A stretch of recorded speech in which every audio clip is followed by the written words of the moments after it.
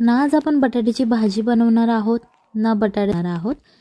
ही एक चविष्ट आणि टेस्टी अशी रेसिपी होणार आहे। सो ही रेसिपी लहानांपासून मोठ्यांपर्यंत आवडणारी आहे। घरच्या साहित्यात कमी साहित्यात होणारी चटपटीत अशी रेसिपी आहे। ही रेसिपी बनवण्यासाठी सगळ्यात पहिल्यांदा आपल्याला इथे 2 बटाटे घ्यायचे आहेत। या बटाट्यांची आपल्याला साल काढून घ्यायची आहेत आणि स्वच्छ पाण्याने धुवून घ्यायची। त्याच्यानंतर ती एका कापडाने आपल्याला पुसून घ्यायचे आहेत, जेणेकरून हे बटाटे कोरडे होतील।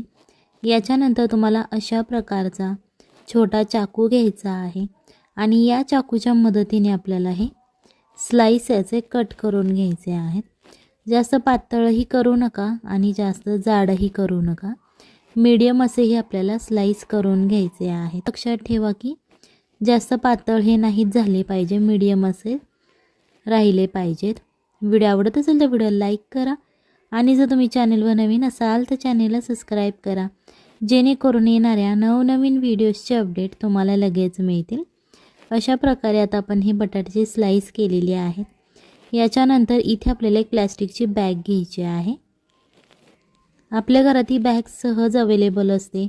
जेव्हा आपण दुकानातून सामान आणतो तेव्हा ही बॅग आपल्याला मिळते। सो त्या बॅगमध्ये आपल्याला हे बटाट्याचे जे आपण काप केलेले आहेत ते घालायचे आहेत।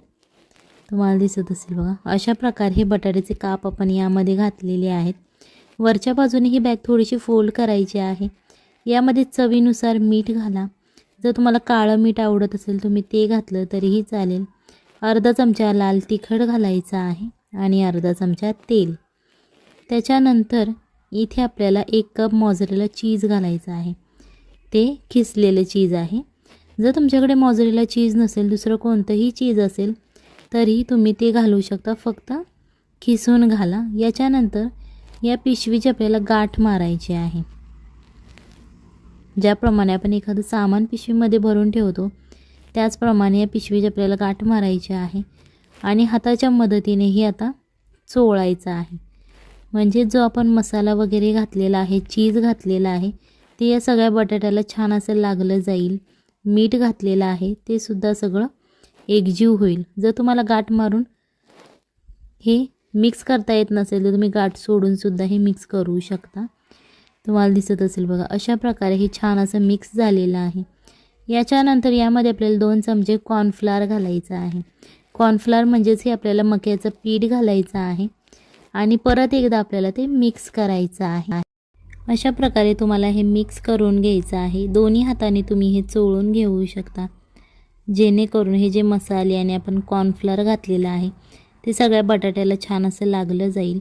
हे 5 मिनिटे तुम्ही असंच ठेवून घ्या। त्याच्यानंतर इथे आपल्याला एक कढई घ्यायची आहे। तुम्ही पॅन घेतला तरीही चालेल, फक्त तो अशा प्रकारचा थोडासा मध्यभागून फ्लॅट पाहिजे।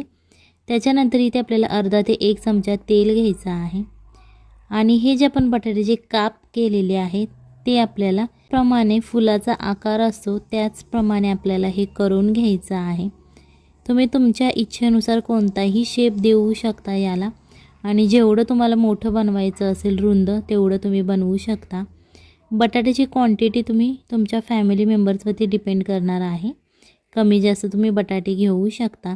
याच्यानंतर गॅस चालू करायचा आहे आणि त्याच्यावरती झाकण ठेवायचं आहे। 1 ते 2 मिनिटानंतर तुम्हाला दिसेल ते खालच्या बाजूने छान असं क्रिस्पी झालेलं आहे। तुम्हाला ते पलटी करून घ्यायचं आहे आणि दुसऱ्या बाजूनेही अशाच प्रकारे छान असं क्रिस्पी फ्राय करून घ्यायचं आहे।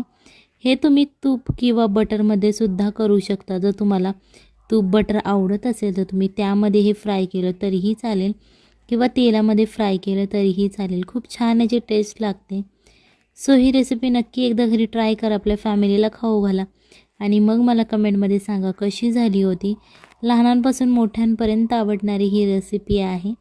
जर तुम्ही आपल्या इन्स्टा आयडीला अजून फॉलो केलं नसेल तर त्याची लिंक मी तुम्हाला डिस्क्रिप्शन बॉक्समध्ये दिली आहे, तिथून तुम्ही फॉलो करू शकता, जेणेकरून येणाऱ्या नवनवीन व्हिडिओजचे अपडेट तुम्हाला लगेच मिळतील। चला